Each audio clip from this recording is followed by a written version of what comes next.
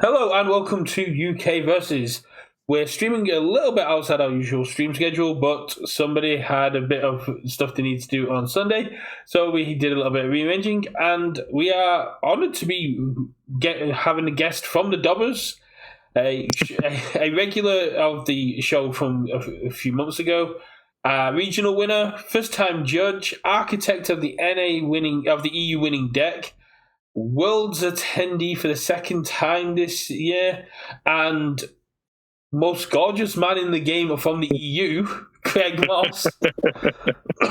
You simp. I'm sure Chris Smith will be arguing that Richard is the most attractive person. No, he always simps for Grant, right? So yeah, he does. He loves Grant like a brother. He has an unhealthy attachment to you. No, they just all think I look like Drew McIntyre. That's it. That's fair.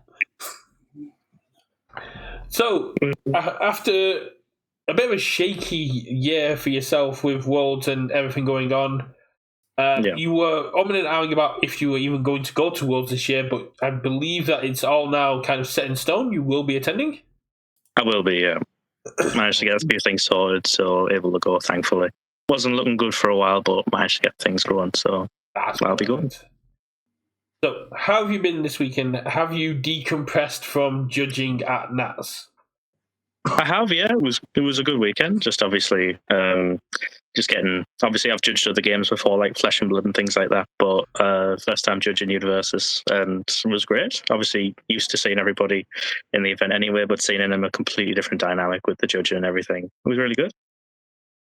Did you miss playing? Was there a bit of you that was like, I wish I was actually just playing? No, Richard, that was you that was misplaying. I did miss a little bit. I managed to get a little bit of time on the Friday, which was nice. Just obviously there was less people there, so didn't need me as much. So I was able to play in some side events, which was good. Did miss a little bit, but helping people testing the accommodation and things like that helped me get my fix for my games in and things like that. So. And how have you been, Richard? Have you decompressed from Nats? You got there quite late on the Friday and left quite early on the Sunday, so you didn't get the full Nats experience? Yeah. No, it was a really great weekend.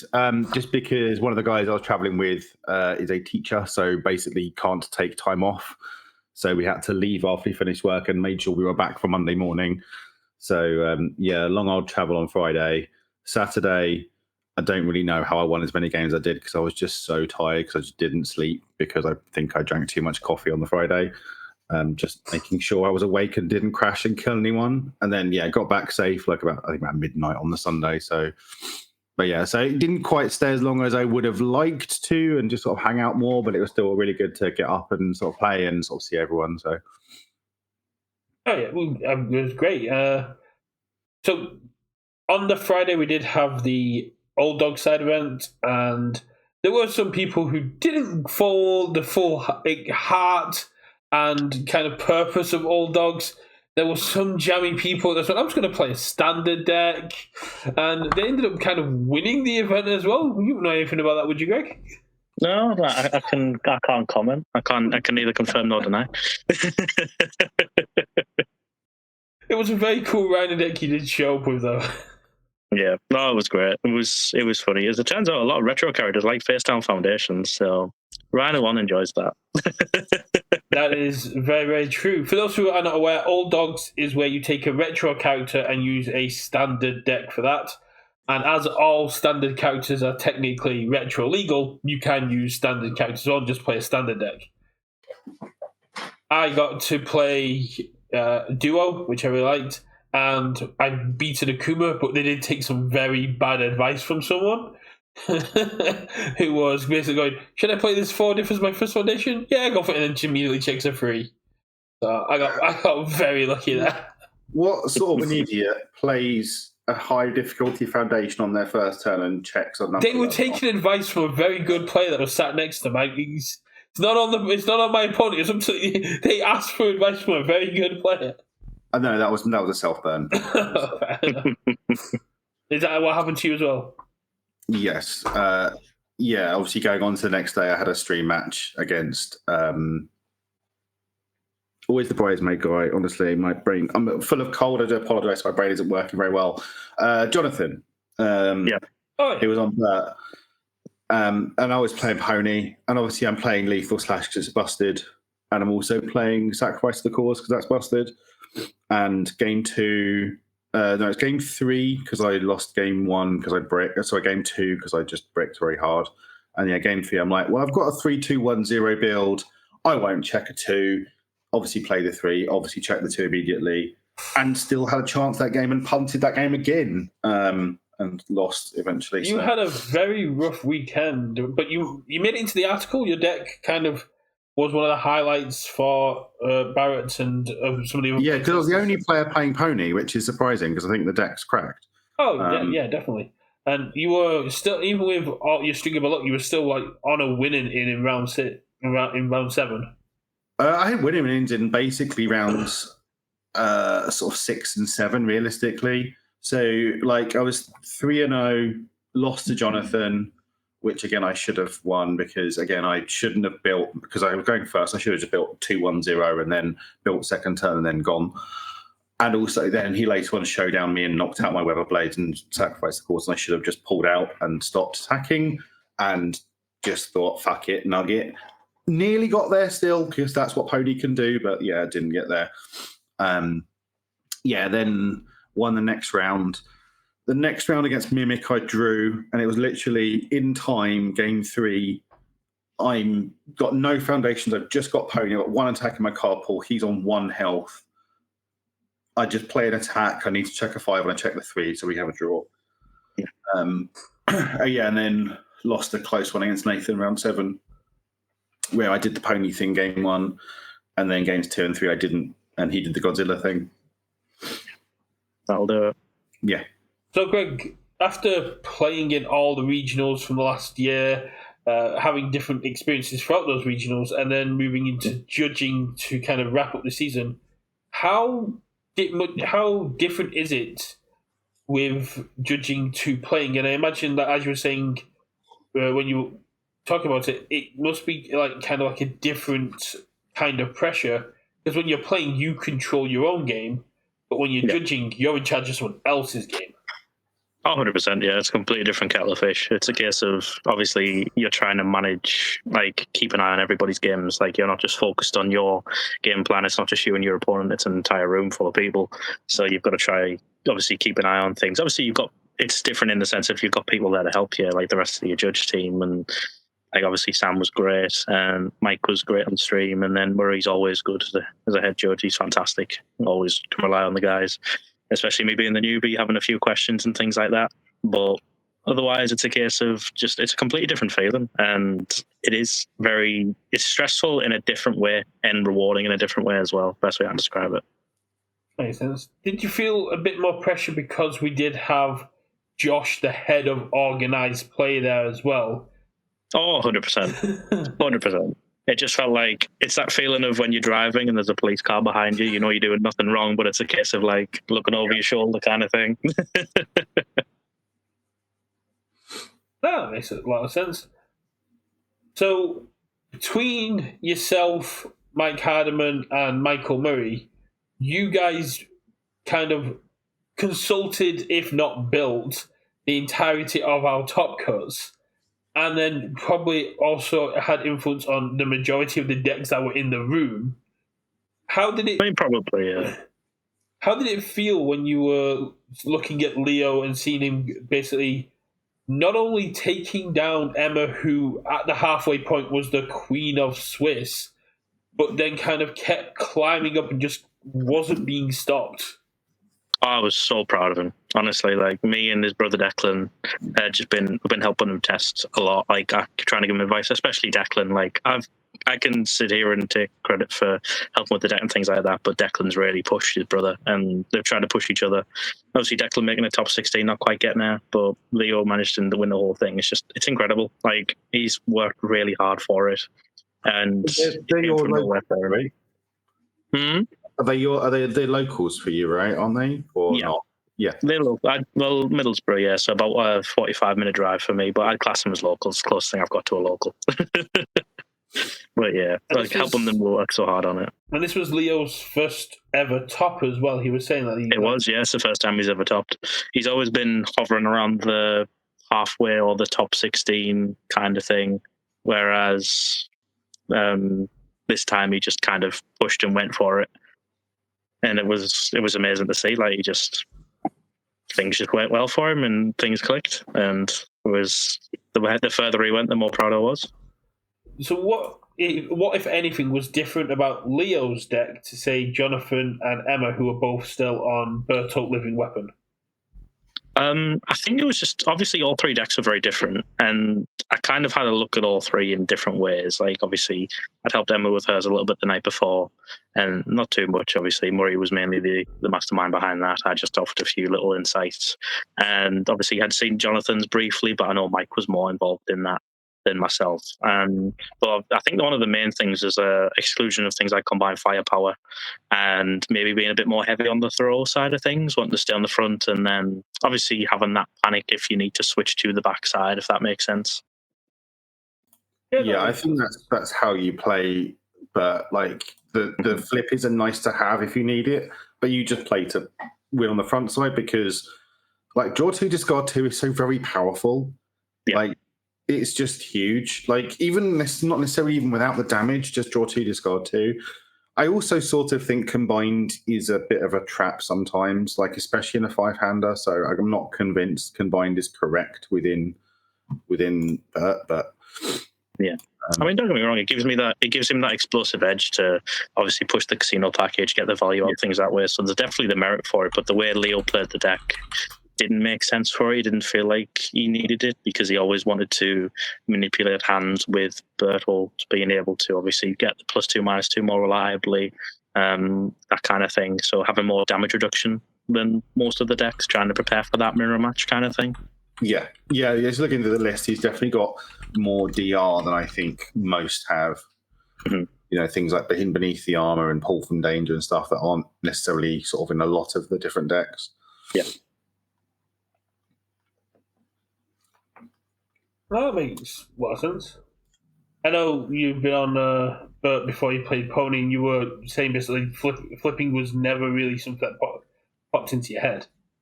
No, it was like sometimes you did it and then they died, but most of the time you just kill them on the front side.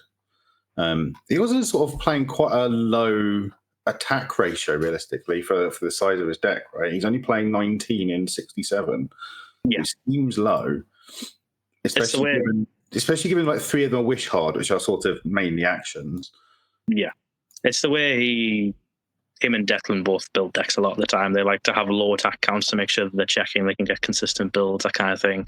Yeah. And just obviously sculpt them that way. And obviously Bertolt gives that way to sculpt very well with obviously the draw 2, discard 2 on every attack. And being able to cycle through the deck that much, he didn't feel like, as long as he had a starter, he didn't feel like that was much of an issue with the draw 2, discard 2 on things. It's just obviously sometimes 5-hander problems crept in, but a lot of the time, as long as you kept one attack, he could build from that.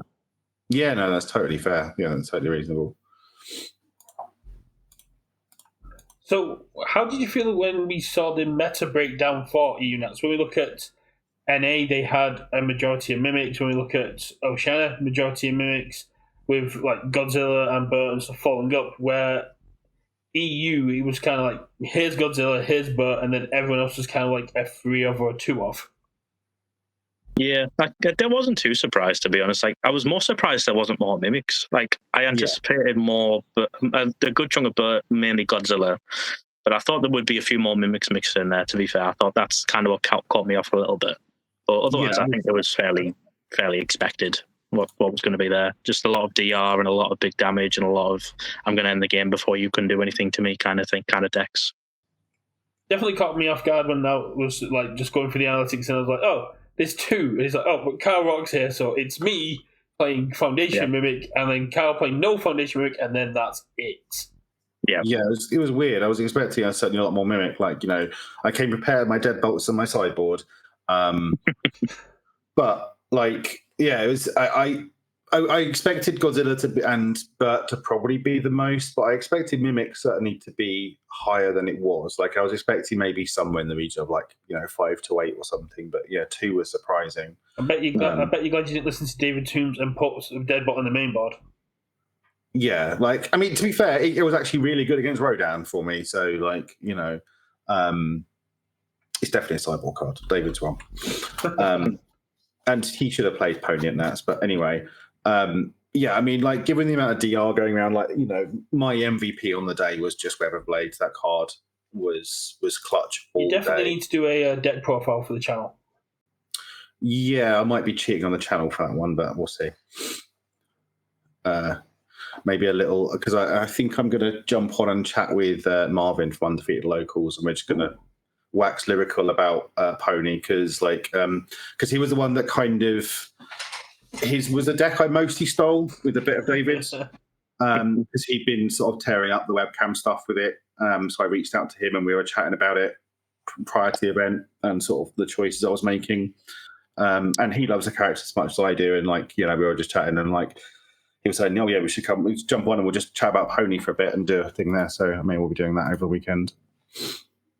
But yeah, Marvin's a really good guy and was really helpful when it came to sort of finalising some of the deck choices. Excellent. Speaking of deck choices, with the meta currently as it stands, with no hopefully impending bans and erratas, what are you thinking for Worlds, Greg? Honestly, I've no idea. There's a lot of things I'm considering.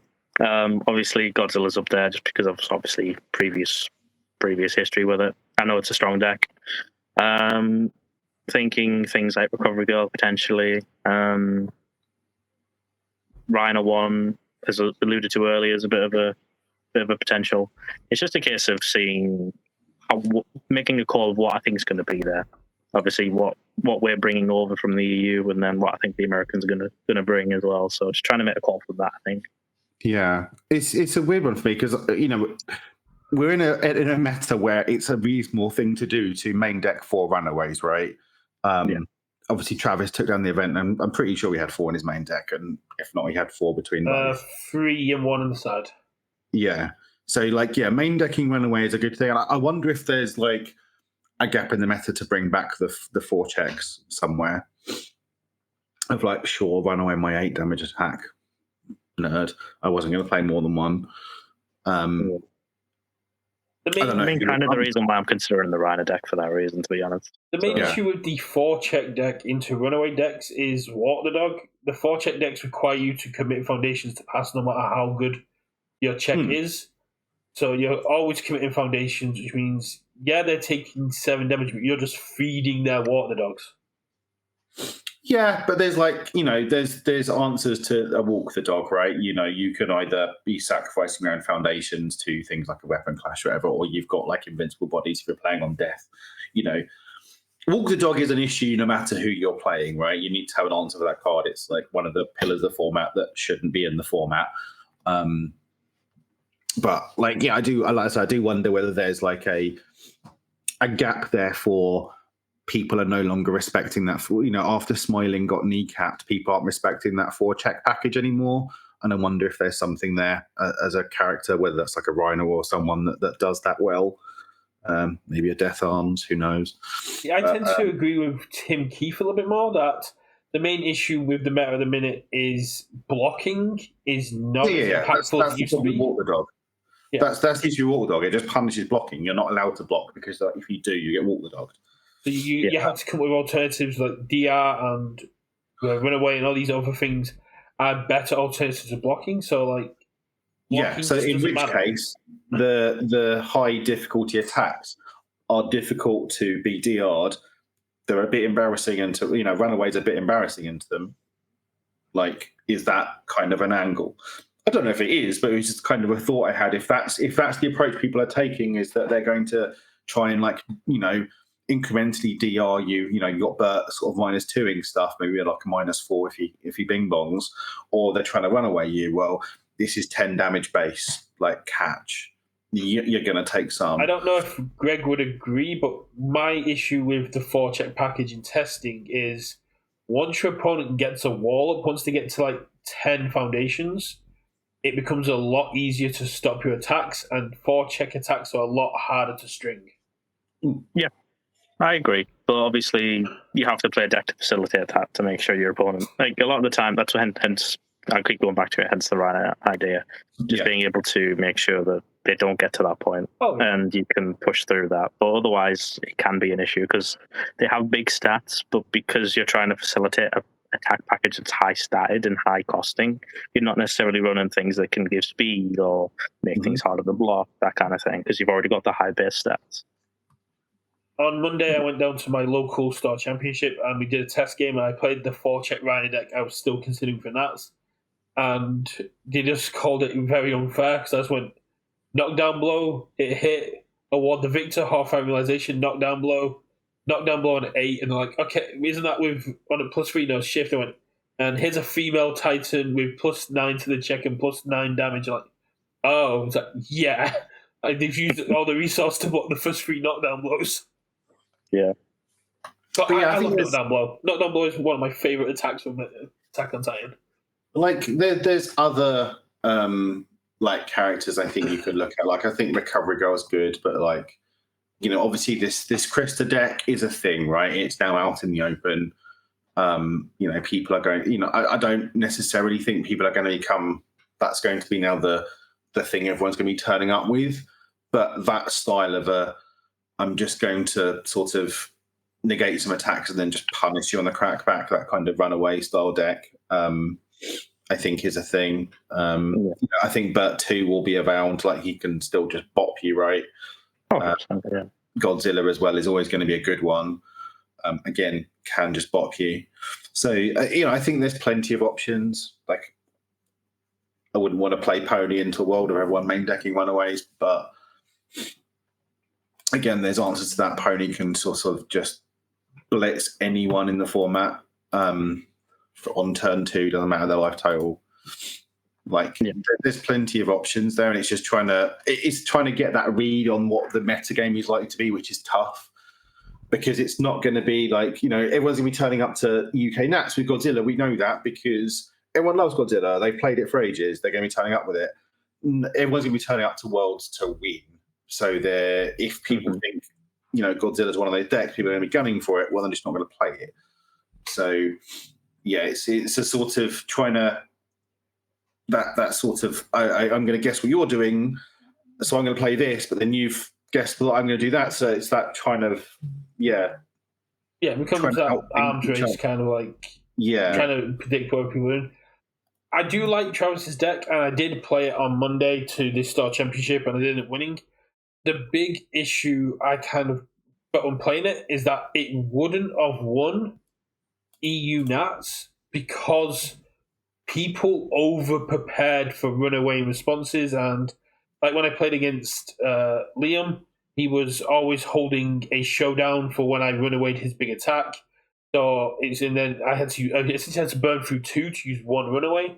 Emma did the exact same thing. They had answers to it, and in teams, I went up against a Dark Deku who had 3 separate answers to runaway. So when I played it, he just went cancel. Played the second one, he went cancelling. Whenever you got a third, I went no, and he went, I've got to cancel for that as well. People in the EU were over-teching, going, if you're not going to block and you're going to deal yourself damage, I'm going to punish you for that with the cards we have. Yeah, I mean, I had forcing surrenders in my sideboard. I put 3 of them in there just specifically for people trying to run away me, right? Yeah. And even Pony can sort of get around runaway to an extent because she can just clear it if she's got an abundance of counters. Yeah. I don't know what I'd pick. I mean, personally, I'd probably just play Pony because it's like can just blitz anyone, and it's like, well, I'm not going to care what anyone else is playing. I'm just going to bop you, and that's the approach I'd probably take into. God knows what people are playing, so I'm going to give them the problem they need to deal with, and not try and be the answer. I'm going to be the one posing the questions.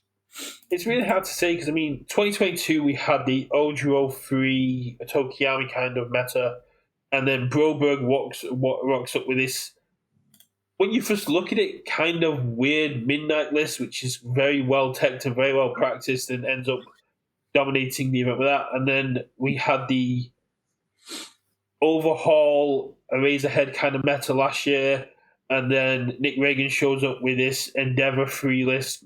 It completely dominates the final chance qualifiers, gets in through that, and then just goes through the entire event, taking down everyone, and just has this absolute beast of list. The world's winners and the world and what to take to worlds is always so hard because it's such a refined, concentrated event of people trying to outpredict each other or just showing up with their pet decks that they've been working on for months. And this year we haven't got months. We haven't got the time to properly pop off. And we still have people going, I need to wait till Tuesday because there's so many rumors flying around about people hating the meta and people needing these bans that people are still expecting bans to drop on Tuesday while other people are saying it's not going to happen. But it's kind of this thing of UVS are going to get flack if they do and they don't. So it's really hard to predict what is going to be there because we don't even know what's going to be legal for it. Exactly, yeah. Hard to predict and hard to plan for, but it's one of those where you've just got to prepare for both, I guess. Yeah, which is where I would just sort of default to, I'm just going to be the one posing the problem. And if they've got the answers, they've got the answers, and not try and worry too much about answering what they're doing because I'm going to be the one on the front foot. The Metro. That's just me. The retro mentality. I don't care about your game plan, but you need to deal with mine. Yeah. More standard than retro nowadays, man. That's fair. That's where I'm going wrong with standard. I'm still using the old mentality of I need to prepare for my opponent, not I need to be the problem. Yeah. Well, again, that just depends on it's a deck choice and a deck style and a play style and how you prefer playing, right? You know, you sort of need to decide what side of that line you want to kind of fall down on. Like, do you want to be the one posing the problems, or do you want to be the one answering the problems? And the other side, like Krista, to me, is very much on the I'm answering the problems and then I'm just going to kill you. Krista's a bit of both, really. Whereas like a Pony or a Godzilla is that I'm the one posing the problems, and if you've got the answer, then so be it. Yeah, I mean, that's fair. You travelling down for the Star Championship in Sheffield on Sunday? Possibly. I'm going to see how I feel. See how I go close to the time, and obviously trying to save every penny I can for the world. That's so see if it's on the cards. Very fair. But Liam has got that Sun Jin Woo deck for you. He does, yeah. I need to grab that. That's a shout. You could be the world's best Sun Jin Woo player for a while if you just quickly took that thing. How to scoop an event without scooping an event. I will personally order a pizza delivery to your house if anyone shows up to World with a Sun Jin Woo deck. And we all forget what Phil Birch did last year. Yeah, but Phil Birch isn't playing. If anyone registers Sun Jin Woo, I'm happy to place the bet now. I will order you a pizza. You do realise there's 13 of us going to be in this accommodation. That's a very expensive pizza order. No, I mean to your house, not at Worlds. But... No. I've got no incentive now. Yeah, no. You have to buy pizza for the team, so one of us takes it for the team. Yeah, and so what's in it for me if they no one does? We've got Connor saying deal. No, sorry, Connor, it doesn't have Earth, so you're not going to play. Don't forget, Richard, that Chris Connor Smith wants to win, so there's no way he's registering Sun Jin Woo. But Chris Smith did have a Sun Jin Woo turn up to his local store and completely dominate a Godzilla. Yeah, any deck can be any deck, but again, I would be shocked beyond belief if anyone shows up with Sun Jin Woo. If I wasn't 99.8% sure there's a set coming and I wouldn't get to hold on to the title of World's Best Sun Jin Woo player like I am to my Dabby title, I would do it. But I'm not going to throw the chance of this Worlds on a 2-year title. No, I need the lifetime title. But he doesn't have Chaos Brat. He's got. But what are you going to do? I mean, I played Void last year, and I played Death for the majority of this year. Yeah, I mean, you're just a meta whore. It's fine. I'm going to be so sad to lose set 2. Yeah. I mean, we'll probably get into that, I guess, closer to Critical Role, a farewell to sets 2 and 3, and what things are going to look like. But yeah, I mean, for me, in terms of the meta, I think it's as it always is with Universes, right? Tabletop wise, playing at locals, there's a lot you can do, and there's a lot of fun shit. And then when you get to the top tables at a competitive level, it's a bit cringy. And it's always just, I think, a variation on that, which is to an extent how it almost is in sort of most card games, in that they're great in tabletop, and then when you get to competitive level, they're just a bit more homogenized and a bit more power outliery. But yeah, I think you could happily nuke about 10 cards in the format, and no one would bat an eyelid. Get rid of Walk the Dog is I think Walk the Dog is outlier number 1 just because it punishes actually playing the game. Get rid of Knots Flask, probably combined. They're my top 3, probably. What, just completely get rid of them, or errata them?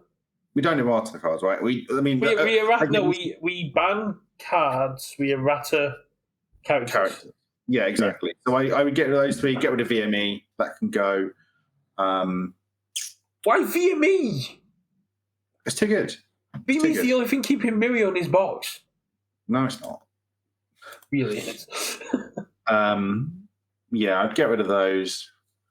There's probably some other ones. I'd just nuke Recovery Girl, just so I appreciate she's only got a month left, but it's not fun. No one wants to play Recovery Girl or play against Recovery Girl. She's fine. I'd probably make Godzilla's momentum thing a once per turn. Ooh, I think that makes the character a little bit more tuned. So he can still do the thing. He still gets all the damage. But he has to kind of because momentum is a bit too free on Chaos, and it just means he has to kind of actually make checks on his turn. And but you're just basically killing Godzilla from stringing at all, because he still has to play the 5 difficulties. I don't think the +2 is the issue with Godzilla. I think City Rampage is the issue with Godzilla. No, City Rampage is totally fine. It's really not. No. See, I saw Nathan James get destroyed by Kai in teams after Kai went City Rampage, City Rampage, City Rampage, determine advance. Yeah, I mean, Kai double Rampage killed me in one of the games, but I still won the match, so in his face. Yeah, you heard it here first. Grown man tells a 13-year-old in your face. Yeah. Lethal Slash is arguably too good. Yeah, I agree. Which one was that? The 2-check, the blitz draw and remove stuff. Oh, yeah, Lethal Slash, yeah. Battle Release, I think, is arguably too good. I don't know. It's been all the expensive cards in, we've already got your list of 50 cards you think are too good at the minute. Yeah. What about you, Greg? What would you hit to make the meta a little bit fairer? I don't know. Probably Sea Rampaging somewhere. Obviously, Sea Rampaging combine 5-power. The pair of them something need doing to them. Whether they go or whether they stay, I don't know. But something needs to be done. Walk the Dog there's an argument for it because again, I personally don't think it's that bad. But the thing is, it's promoting a negative play experience for your players, which is something the company's actively said they didn't want. Yet they're still doing that. So you shouldn't be punished for playing the game, which blocking's part of the game. So if you have to commit for a block, you shouldn't be punished for it. Mm-hmm. I think Godzilla needs tuning in somewhere. Same with Bert's flip side. I know his front side's better, but the fact that the flip side is just a panic button that just instantly becomes ridiculous in a situation when the card is already good on face is a bit of an issue. Maybe take away the DR. Just give him damage, but don't let him DR.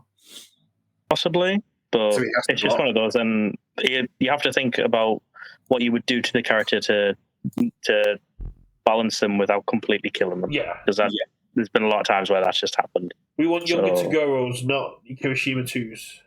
Exactly. Yeah, so I think either you remove one half. So either you let him DR or you let him do damage, but not both, or you have like a twice or three times per turn on his enhance. What do you think? There's a few things you can do, but obviously it's just looking into it to see what they can do. There has been a call for like Mimic to get the Shishi Wakamaru treatment and basically limit the difficulty of the card they can pick up to basically stop them chaining detonations.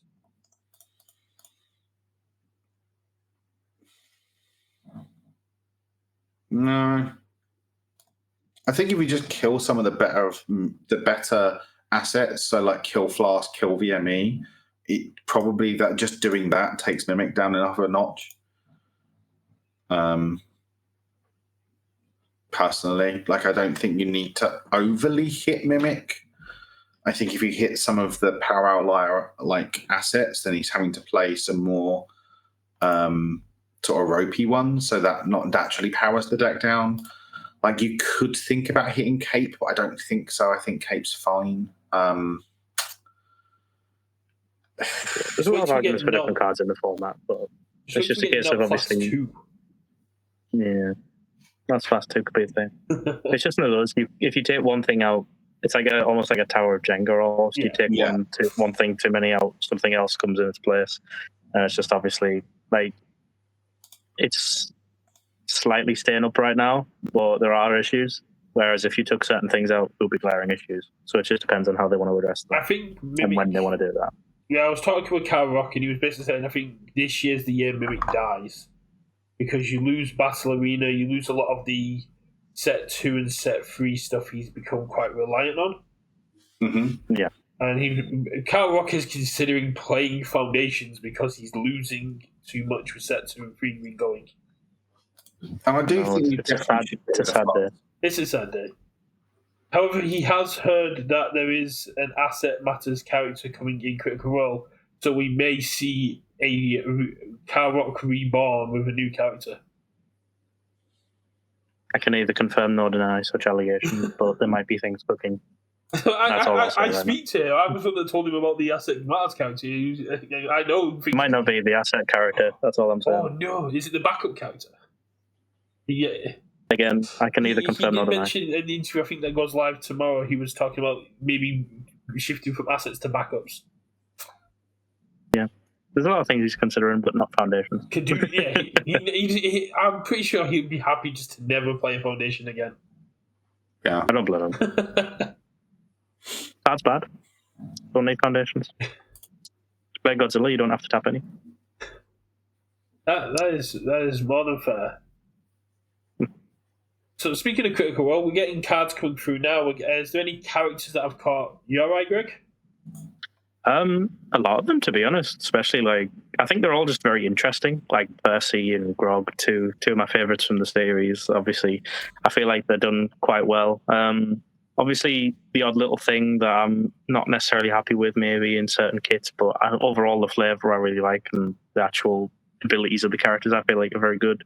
And I feel like, especially looking at them, because I'm trying to not look at things too much, bearing in mind worlds, so I'm going to have a look after kind of thing. Yeah. But obviously looking at them with a mindset of losing set 2 and 3, I think they're a lot more potent than people are giving them credit for. That's fair. Yeah, I think they're not as powerful on face, like it just war, doing numbers, easy power level in terms of like some of the Attack on Titan characters. Mm-hmm. They certainly are all interesting, and sort of, have a thing to build around and build with. Similarly to how the original Critical Role characters were, they're all kind of interesting. They were just, from a competitive standpoint, were sort of just pushed out and never, you had the odd Jester or Vex deck or do something, but not really off that often. And I do sort of worry that without a bit of a trimming of the format, that they might end up the sort of similar way, in that because they're not so obviously just doing stats flunge, that they might then suffer a bit from that. So I do hope there is a cultivation of the format to let these characters actually shine and have these strategies come through, because they do all look really interesting and really fun. and you want the format to be more open and have space for that. Yeah. I mean, it's not always about stats on face. Bert can do it, but I mean, Krista doesn't do stats on face and took down NA. Bert does, but we had Immortal Shapeshifter, which doesn't do stats on face in our finals. Mimic, Mimic does dumb things on face. Yeah, that's probably another card then go, actually, Immortal Shapeshifter. No, Immortal Shapeshifter's fine. Percy needs Immortal Shapeshifter, in all honesty. Especially if you're going down the No Mercy Percy line. Yeah. But Greg's avoiding spoilers, so we won't talk about it too much because we're going to get our box at Worlds and we're going to just crack them open there. Yeah. You're not going to draft them and play a I think I've already spoken to Connor about doing this. We're just going to we're going to draft the boxes and take on the bosses, and I think we might record ourselves doing it. Not a bad shout. Yeah, we're going to take on the Manticore. But yeah, overall, I think like the national season has been pretty interesting. Like they've all been their own little metas. So you had like the Mimic meta, you had in Oceania, you then had the sort of Godzilla Burt, and then it's a weird one for US because again I was expecting it to be a much more Burt heavy, and it was only I think we only had one, right? It was just Mitch Cimino who was on fire to get there. So I was speaking with Mike about what I should play at Worlds. He's like, play Mimic, and then eight of them got into top NA. I was like, I might retune Mimic, and then they all got defeated in the top 16. I was like, maybe I don't play Mimic, apart from the one that got through because it was a mirror. Yeah, there was 6 that all got bodied in the first round, right? Apart from one, I got through. They got bodied right there. So I'm like, NA's a little bit over prepared for Mimic, just as EU were, like the top tables of EU were a little bit over prepared for Mimic. Again, you still got characters like Emir, right? That is still going to be good. Like we had, like obviously, some other sort of unexpected characters. I think so. Hawks was a massive unexpected character. Yeah, exactly. So Hawks, Mirko 2, Edge Shot. Like nobody would have called those shots, no pun intended. I think if you'd have talked to some of the fringes of Discord, they would have called Mirko because she can play the casino package quite well. Hawks is down to the pilot. He has been playing Hawks for a very long time. He's probably the best Hawks player in the world, in all honesty. That's fair. But yeah, just some of those characters you wouldn't expect. So like, there is room for maneuver in the format. Like I still think like Hanji is really good. Like obviously Harry took that up to Nats and didn't do very well, but basically because he used all his good luck when testing locally and never really got the whole casino bing bong thing going at Nats and just got smashed. But you got to do that the other way around. On Friday testing against Connor, I got Krakened 4 times in turn 2. And then I managed to beat him in Swiss. You got to do it the other way around. Yeah. But speaking of Nats, there's one thing that we haven't covered that was surprising to me because I apparently hadn't fully read the prize breakdown. The prizing for Nats was stark this year. I mean, you get your own like judging stuff and your promos and boxes and stuff, but how did it feel to see top 32 walking away with a box of Battle of Origins of Power? That was great. Yeah, it was good to see. Yeah, as someone who obviously didn't top cut and came 14th, I was very happy to walk away with 2 boxes. And lovely Sean was very kind to accept one of them back in exchange for a box of Soul Calibur for the boy. So, so he got that to crack when we got home. But yeah, walk away with 2 boxes. Like I expected just like some participation boosters, maybe. I wasn't sure, but that hadn't even been announced, I think, as part of the prize support. Sorry. But yeah, getting that was really, really cool. I'm all for not getting participation boosters and getting more prize wall tickets because you can change them for boosters if you want. Yeah, again, I think obviously this was like the first iteration of the prize ball, right? And it was just like I think this one was a more rushed implementation, whereas I think it'll be a fuller implementation sort of next year at regionals. But I don't know if it had changed throughout the year. I remember topping with Younger to Go back in like April, May, and getting the one box of Yu Hacker Show, and I was like, okay, I topped. I can get a box of AOT. I get knocked out by Liam. I go, here's 3 boxes. I'm like, oh, okay. Yeah. I wasn't expecting that. That's decent. Yeah. Yeah, I guess the other thing was I think it was announced over that weekend was the schedule for this year, right? Yes. So we have April in down south, which I believe is probably going to be Essex area, like the southeast. I mean, the rumor mill scuttlebutt suggests it's possibly in the Essex area, but unconfirmed. Then we have June with some kind of presence at UK Games Expo, which I am very hyped to hear. I've been pushing for that since I joined the game. Mm-hmm. Yeah, I don't know. Again, it'd be interesting to know what they're doing at UKGE, whether that's just Sean doing a booth or whether that's, like a Levi or a Josh or... Well, it wouldn't be on it wouldn't be on the organised play schedule unless there was some kind of event happening. Possibly, yeah. And so it'd be interesting because I believe some massive douchebag is having a stag do at UKGE. I did try and convince Chris Smith to come over for the event as well. So, yeah, whether I get time to take part in any event, but I'm sure if I'm at UKGE, I'll be put in some sort of ridiculous costume because that is the way of things. Then in August, we have mainland Europe, which is going to be fairly expensive to go to, but very, very hot. But, yeah, I mean, I guess it depends whether it's like realistically, it's Spain or Italy, right? I'm going to go with Spain. Because we had it was the Italian guys that came over, right? Was it the Spanish contingent that came over for Nats? Well, we had Philip and the Austrian contingent, and I think it was the Italians that came over again. I don't think the Spanish traveled. No, I believe it was the Italians. Yeah.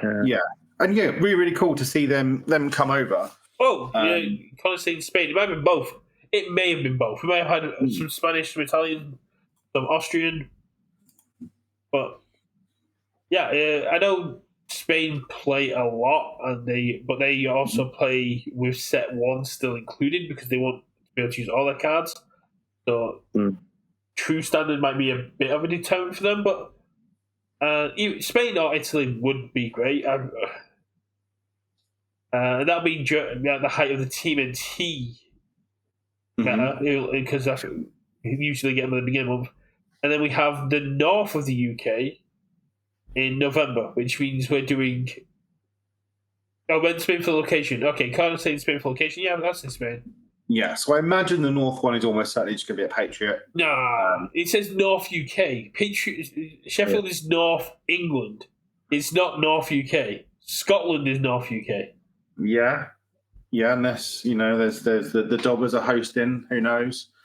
But I'm going to guess no information or rumors. I'm guessing it's Patriot because I would be surprised if they didn't get at least one per year. There's so many castles up there. I bet they've just rented out a castle for us to play in. That would be awesome. That would be pretty good. I mean, Patriot can do other stuff throughout the year. I mean, they've been talking about doing more team stuff and other things like that. Patriot is kind of like centralized. But I would love to see an event that's a bit further up because as nice as Nottingham, Leeds, and Sheffield are, they are still all very close to each other. I was very excited to go, there's one in the south. There's an event I don't have to drive 3 hours for. Looks how far away Essex is. I still need to drive 3 hours. Yeah. Yay! Why am I 3 hours from everywhere? I mean, it will still be a drive for me, but not 7 hours.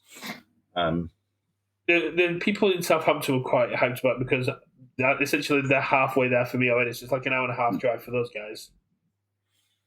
So Essex is fairly nice. I think it's been cool. Have you ever been to Essex? Yeah, I've been to Essex a couple of times. Right. Okay. And you're saying it's fairly nice. It's fairly nice compared to where I was living at the time. I can only compare Essex to Bolton because that's where I was living at the time. Look, I mean, I'm born and raised in Kent, so I'm genetically predisposed to look down upon this. But that's because you live in Kent. I mean, Kent is essentially a very high-end area. Oh yeah, it's fully middle class. Yeah. I'm fully appreciative of this, but yeah. My grandmother used to live in Kent, and then anytime she left Kent, she just went, "I wish I was back in Kent." I'm a Sussex boy now. I'm not the biggest fan of like going to Spain in the middle of summer and going to like say Scotland in the middle and at the end of autumn. I'm like, no, I've been to Spain in August once and was a lobster. So yeah, I feel like they should have been reversed. So we were in Scotland for their summer with the air quotations, and we were in Scotland. Did they have a summer? It's like a little less grey. Yeah, that's when they sun dry the tomatoes. It's just like they do all the year supply of sun dried tomatoes in the August, and then we go to Spain in November when it's fairly cooler. Yeah, that's fair. I mean, I don't burn, but I know a lot. Talking to a lot of the people that play this game, I imagine a lot of you are going to burn. Oh yeah, 100%. We don't go outside, of course we're going to burn. Yeah, it's not like we're going to be playing outside though, but we have to get to the venue. Exactly. And like that's the first test. And like you got to rent a villa with a pool, right? If you're going over to Spain, rent over there. Oh yeah. I mean, if it's the height if it's the height of tourism season, that means like they're going to have all the tourism deals on the drinks at the pubs and stuff. Yeah, that's the plan, just to get us all incredibly into tourist mode. Yeah, have a regionals in Ibiza. Going full lads. Oh, I think it'll probably be in Valencia or Fortentura, or like the area where the people play. Yeah, I'm not sure whereabouts they're located, but I think Spain's pretty big. I think it was Valencia. I'm not too sure. I think it's the place that had the floods. Because I was talking to Enrique and I was talking to the people on Discord about that. Speaking of which, did you know that Kevin T, like the top point earner from the EU that wasn't like part of the established players, is like 15, 16 years old and plays in Spain? Oh, really? Yeah. Oh, okay. I had to break it to Kai that he isn't the best kid player we have. I bet Kai didn't take that very well, bless him. He's still rookie of the year because of how well he's done it at major events. We can't take rookie of the year with him. No, 100%. Is Kai a rookie really? If we're going off last year's Nat, so it doesn't count. If we're going off Tam's description where he's looking for his rookie, anyone who does not have a deck in the tournament tab of UVS Ultra is considered a rookie for his event you can enter to be his rookie at Worlds. So by that definition, Kai would be a rookie. Okay. By that definition, Michael Murray is also a rookie, but that would be hilarious. Yeah. Yeah, Murray is not a rookie by any stretch. He's a merciful master who lets us play without being dominated by him. Yeah, I did get the joys of playing a couple of games against Murray for his retro decks. I ponied him against him, and I beat the Heidi deck from him because he didn't. I think he was like one turn from assembling Voltron, and then I've not played against Exodia, and I really don't want to play against Exodia. Who printed Exodia in this game? And then I played another game against his Flash Jin deck that should have been Lord Raptor 2, but Lord Raptor 2's cracked in half and banned, and he just beat the snot out of me.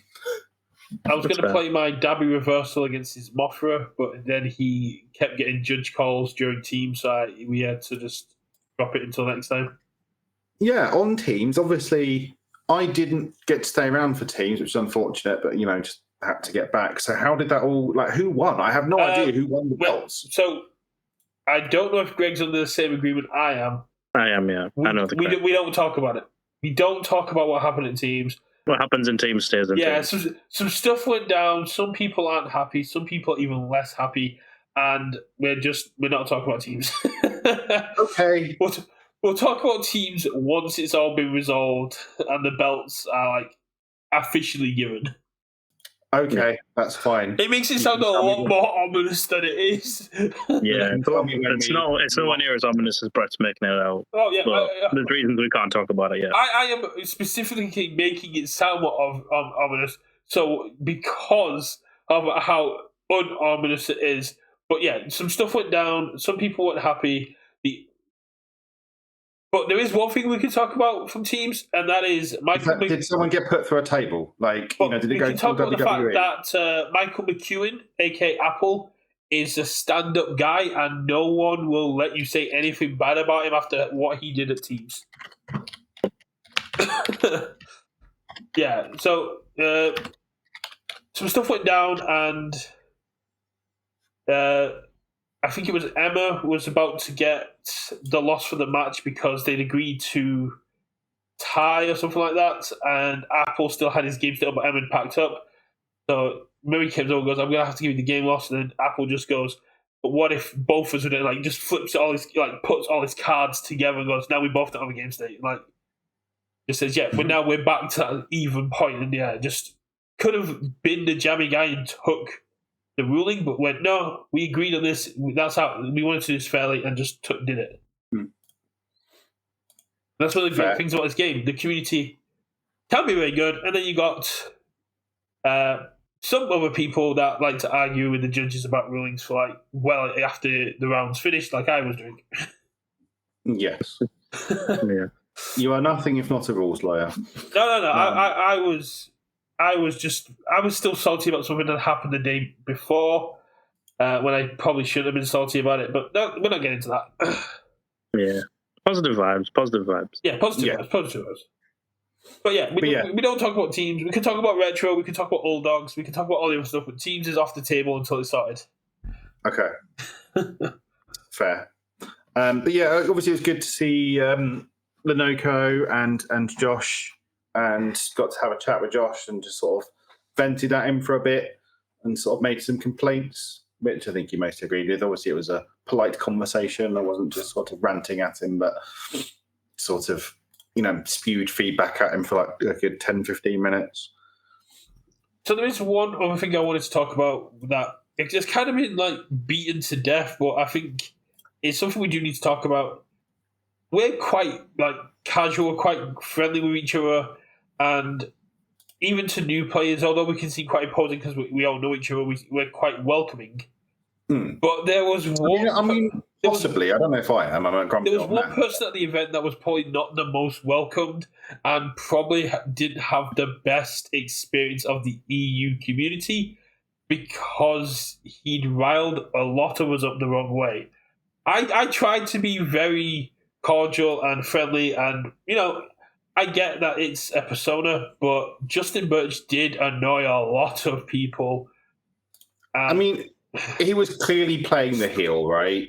And it wasn't, it wasn't like you could see he was deliberately being hateful or anything. He was just playing the WWE heel role, and part of that is you get the crowd booing you, and that's what you're aiming for when you play a heel, right? So it's it wasn't to be. I don't think anyone, at least to my knowledge, was out and out rude to him. But if you're going to play the heel, you're going to get the heel reaction.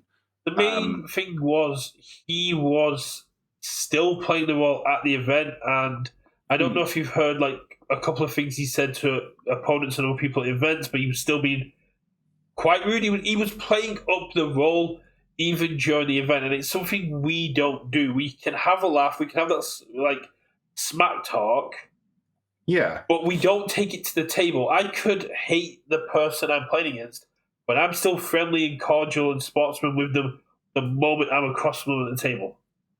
Yeah, I mean, I was certainly for 6 rounds, and I got paired as Nathan last round. I was back talking no business, but that's because he's a friend, and we're just obviously bantering, and it's fine, right? And I think playing the heel is a difficult one. You need to know A, your audience, and B, what the line is. So it's a risky move to make in terms of going down that path and playing that persona. And you just need to make sure that what you're doing is landing. Because if it doesn't, then it just doesn't work and you look like an asshole. So it's a risky one.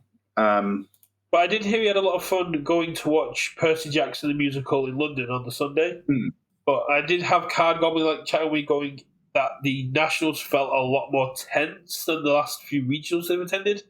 And I think that was just to do with having that kind of negative influence that was affecting the people, but also kind of giving us something to rally against. The pricing was insane for side events and the main events. That was adding a bit more pressure. And then we also had Lenoco and Josh there, who were, even if it was unintentional, still a very powerful presence in the room. Yeah, I mean, I didn't feel that, but I mean, again, Saturday I was on fucking Cloud Cookie Land. But I didn't really sense that kind of vibe. It's a serious event. It's a Nationals, right? We're playing for keeps. But I didn't feel like there was any of that kind of any sort of negativity. It was, and it's Nationals, it should be taken seriously in terms of the sort of, I guess, the procedural side of it and just sort of making sure we're doing them correctly. But I didn't have I didn't feel like there were any sort of bad vibes or anything going around. Obviously, I didn't really interact with Justin because, again, I barely interacted with anyone on the Saturday in a way that I can remember. But for me, it was just I just got to hang out with everyone. I got to see everyone. It was really cool. And then went out and watched, unfortunately, the Texans crap the bed against the Chiefs in the evening. But yeah, I didn't really get any sort of negative vibes for me from the event.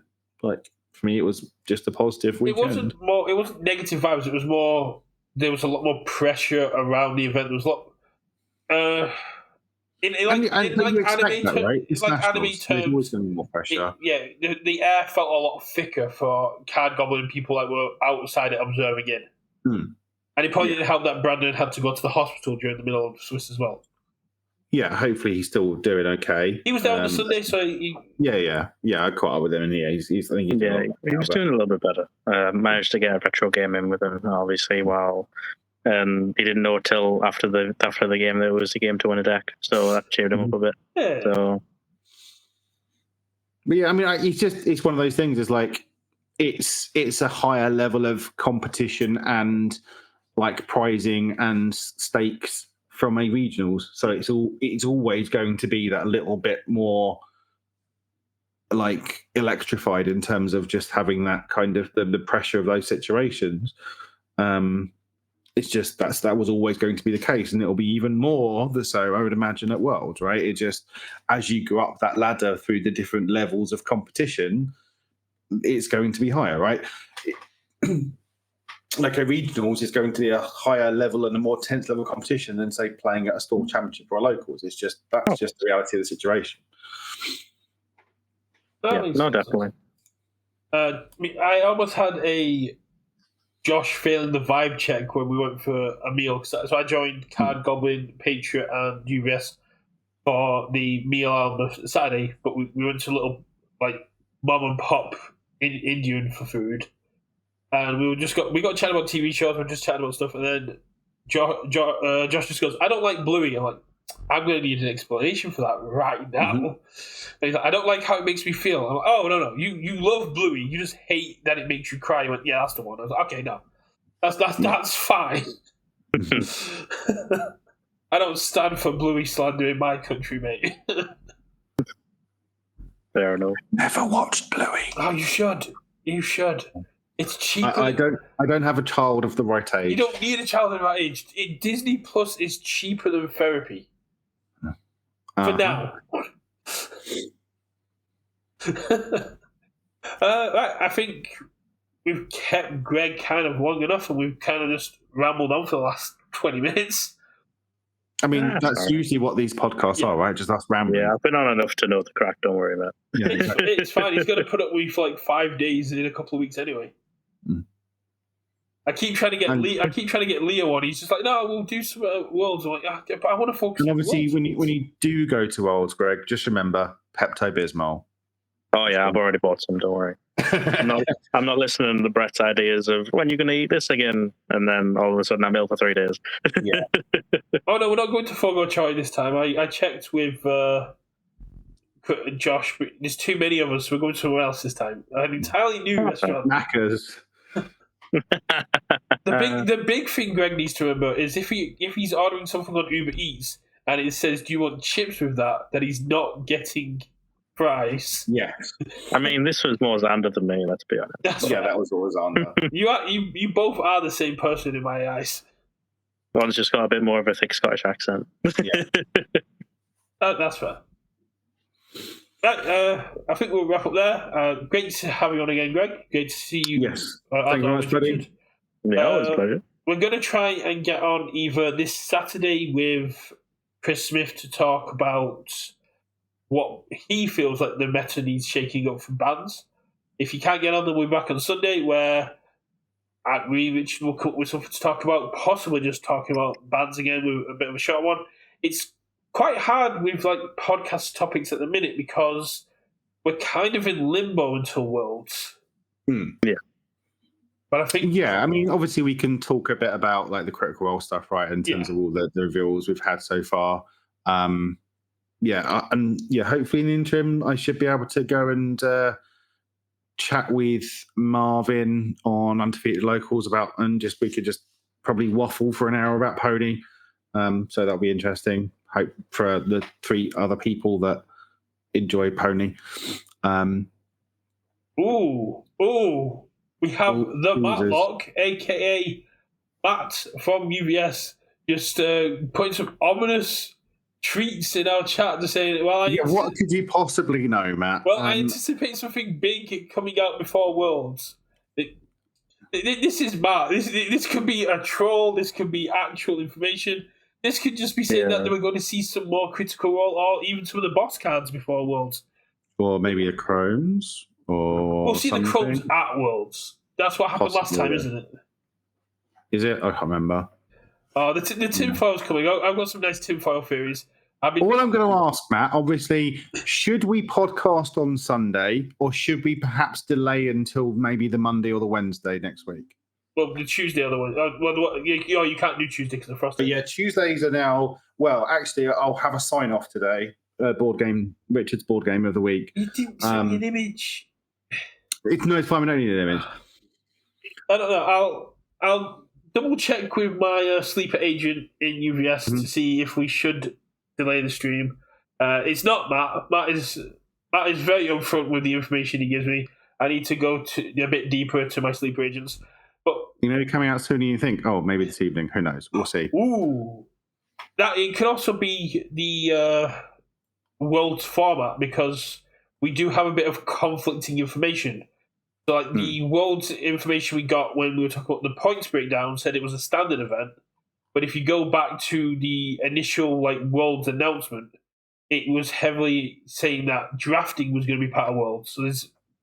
Oh yeah, that's all dead in the water. That's all the old shit. No, the regionals one was dead in the water. And when they said that they're rolling back regional drafting, they said, we're keeping it for Worlds because it's going to be wrapping up 2024. They've been very insistent at the beginning of this year that drafting was going to be part of Worlds. There's no. I don't think so. I'll stay in the pool. I would be surprised. I would happily take drafting Critical Role at Worlds over playing the current meta. Maybe that's Critical Role, fair enough. Yeah, no, we don't want to do AOT draft. No, we're doing Critical Role draft. Yeah, but the thing is, though, with the prizes on the line and the work people have put into that, it would feel terrible to have your entire tournament just dictated by what you pack. It's just. But what if they did what if they did day 1 standard, day 2 draft? So you did your Swiss to get your top 32, and then top 32 went into the draft aspect. I would possibly argue against the draft being a thing where it's just what you open. Sealed a bit more so than that, but like I think draft is a highly skill testing format, and the problem is you can't train or learn that skill in this card game. How really, many very packs would we need to be given in a seal to make it fair? Like the box we're being given, if they just went, "Here's your box, make your deck with it." Yeah, you could, but yeah, I mean, again, I would be surprised, and again, I'm not making a pizza bet, but I would be very surprised if there is any sort of limited play at Worlds in terms of as part of the main event. I'm sure there'll be like side events, and sure, great, but I doubt there'll be any main event stuff. Wouldn't be surprised if that's something they implement maybe next year with Worlds being a bit more open, trying to expand the formats. I am all about the tinfoil hat today. I told Robin I didn't need my tinfoil hat because they brought it in, and I was like, I don't need it today. We're not going to be talking about this stuff. But no, apparently I didn't need my tinfoil hat. Yeah, like I think UVS are well aware of the hurdles they need to get over in terms of making limited play work, and I don't think those hurdles have been got over yet. Like, no. And it's not. This isn't talking card design. This is like format design. This is they're too expensive, they're too time consuming, etc. So you've got to get the format right before you can get the template of the cards right. Yeah, but you've got to know what format you're designing for. Yeah, exactly. We've got people like Josh and Levi who I have lots of faith in that if anyone can solve the problem that is drafting, it is those guys. Because I think that's more of a Bill Stark and his team question. That's a card. That would be cards and organic. Yeah, but they're talking. But like, for example, Josh and Levi don't curate the ban list, right? That's more Bill Stark and his team, I would think, and I think that falls under. Again, there's probably certain lines of crossing here, right? But I'd imagine that mostly falls under the game design remit rather than organized play. Organized play is more organizational structure, not how does this game work in terms of is it 4 boosters, is it 6 boosters, is it 4-player pods, is it 8-player pods? That sort of stuff I would imagine falls more under Bill Stark, Tim Freely, all those guys.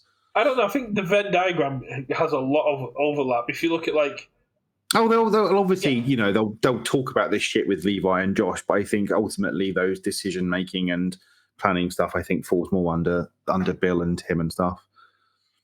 I guess that's fair, but I'm fairly confident we've got a decent enough team that they'll be able to handle the issues. Yeah, they're just big ones to go over, but yeah, that's maybe a conversation of the day. We've taken up too much of Greg's time. So yeah, my quick sign off for today is Richard's board game of the week, which hasn't been coming back for a while because I've been slacking off and going on to Monday clubs. But yeah, so Tuesdays, unfortunately, we can't podcast anymore because our Frosthaven week got shifted to Tuesdays rather than Fridays. And we just wrapped up our Frosthaven campaign this week. So that's been going for like best part of 1.5, maybe 2 years or whatever, like ridiculously long time. TLDR, if you like Gloomhaven, you'll like Frosthaven. Mechanically, there's a lot of things going on in Frosthaven that are better than Gloomhaven. Story-wise, I think Gloomhaven did it better, but it's been a really fun experience playing with like the same 3 guys, like the 4 of us, for again the good year and a half.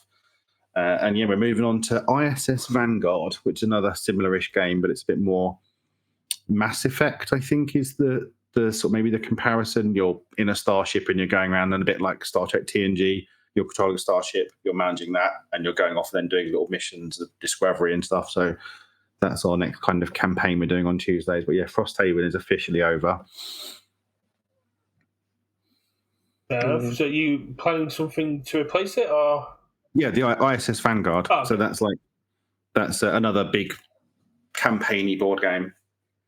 Are you talking Vanguard or Frosthaven, Connor, or both? Possibly both.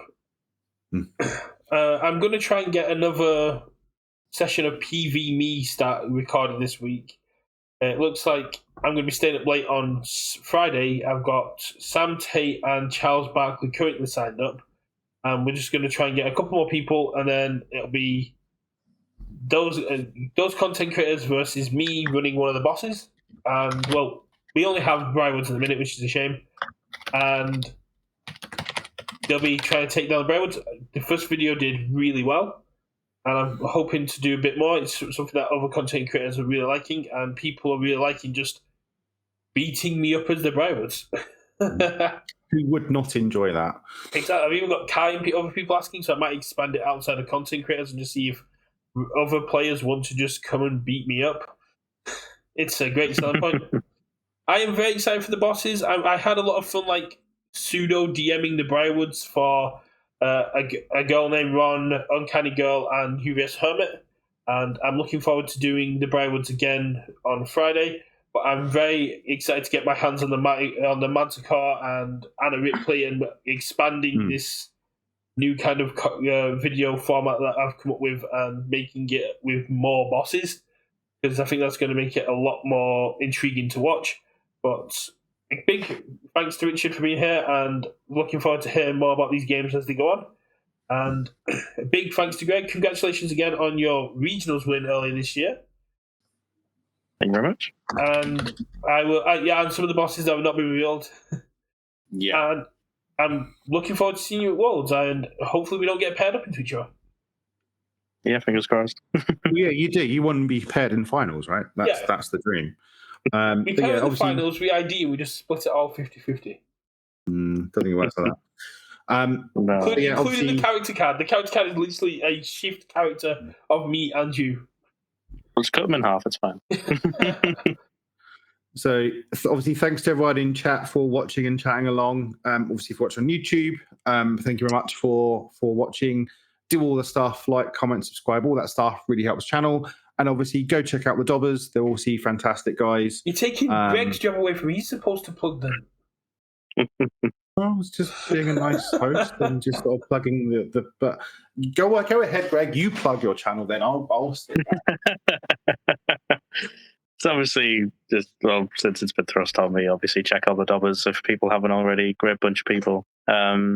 Really do really good content for retro and standard, so definitely check them out if you get a chance. Yeah, and if you're interested in retro play, Young Kai and the Dobbers are looking at setting up a kind of retro league, as well as more regular play through a retro Discord that's been set up.